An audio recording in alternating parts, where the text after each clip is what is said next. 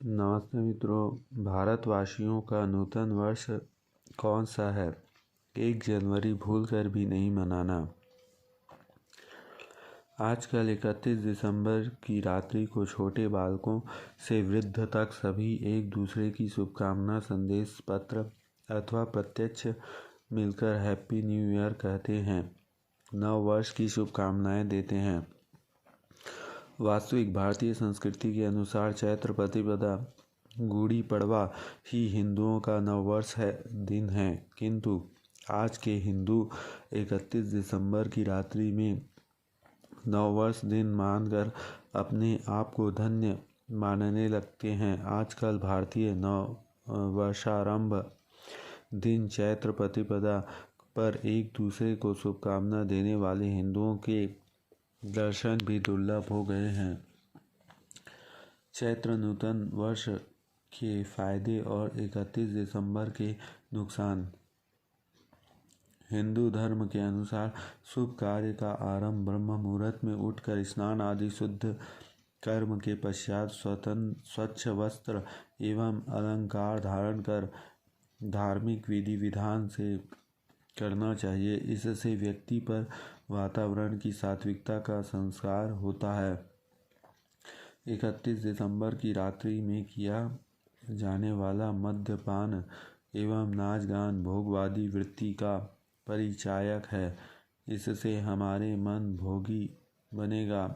इसी प्रकार रात्रि का वातावरण तामसिक होने से हमारे भीतर तमोगुनी बढ़ेगा। इस बात का ज्ञान न होने के कारण अर्थात धर्म शिक्षा न मिलने के कारण ऐसे दुराचारी में रुचि लेने वाली आज की युवा पीढ़ी भोगवादी एवं विलासी बनती जा रही है। इस संबंध में इसके अभिभावक भी आने वाले संकट में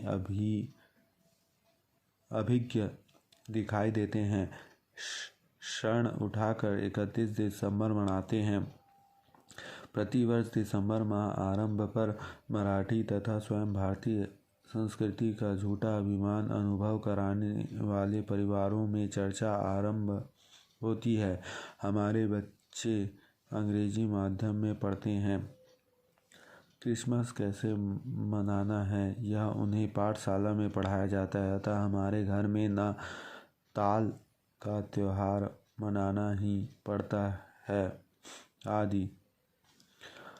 तत्पश्चात वे क्रिसमस ट्री सजाने की साहित्य, बच्चों को सेंटा क्लॉज की टोपी, सफ़ेद दाढ़ी मूछ, विग, मखौटे, लाल लंबा कोट, घंटा आदि वस्तुएं क्षण उठाकर खरीदते हैं। गोवा में एक प्रसिद्ध स्थापना ने 25 फीट के अनेक क्रिसमस ट्री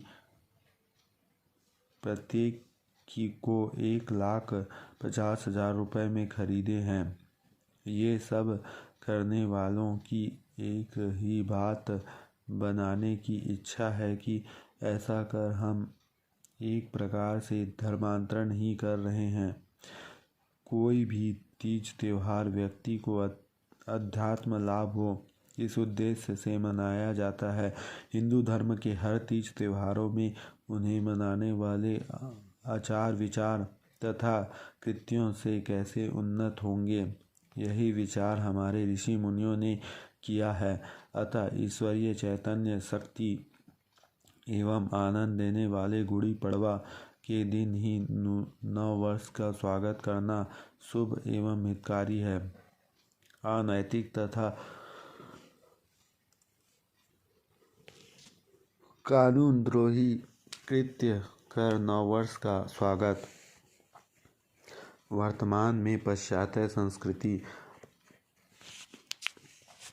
के बढ़ते आधुनिकीकरण में तथा अनेक नियंत्रण में जाने से अपने भारत में भी नववर्ष गुड़ी पड़वा की अपेक्षा बड़ी मात्रा में 31 दिसंबर की रात्रि 12 बजे मनाने की कुप्रथा बढ़ने लगी है। वास्तव में रात के 12 बजे न रात समाप्त होती है न दिन का आरंभ होता है। अतः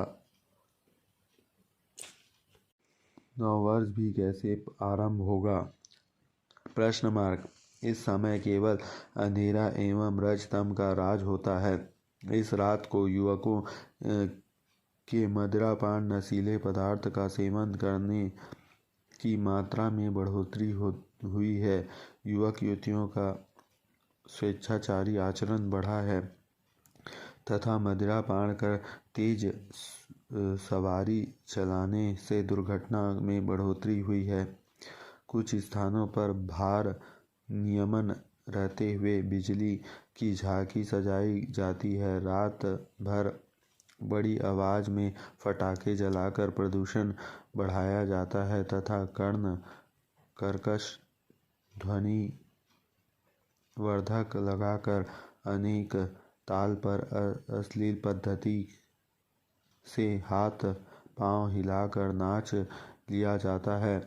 गंदी गालियां दी जाती है तथा लड़कियों को छेड़ने की घटना बढ़कर कानून एवं सुव्यवस्था के संदर्भ में गंभीर समस्या उत्पन्न होती है।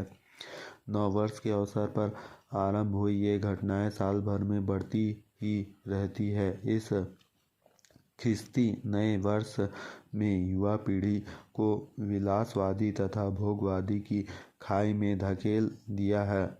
राष्ट्र तथा धर्म प्रेमियों, इन कुप्रथाओं को रोकने हेतु आपके ही आगे आने वाली की आवश्यकता है।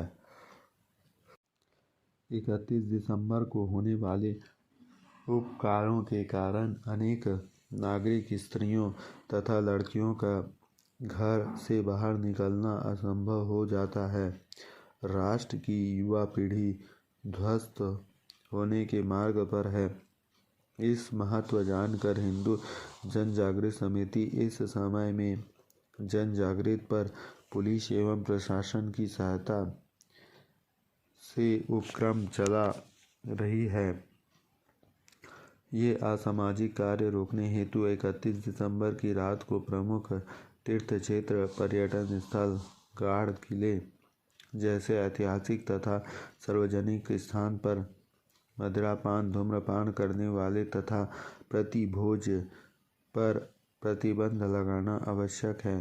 पुलिस की ओर से गश्ती दल नियुक्त करना, उपकार करने वाले युवकों को नियंत्रण में लेना, तेज सवारी चलाने वालों पर तुरंत कार्रवाई करना, पटाखों से होने वाले प्रदूषण के विषय में जनता को जागृत करने जैसे कुछ उपाय करने पर इन उपकारों पर निश्चित ही रोक लगेगी।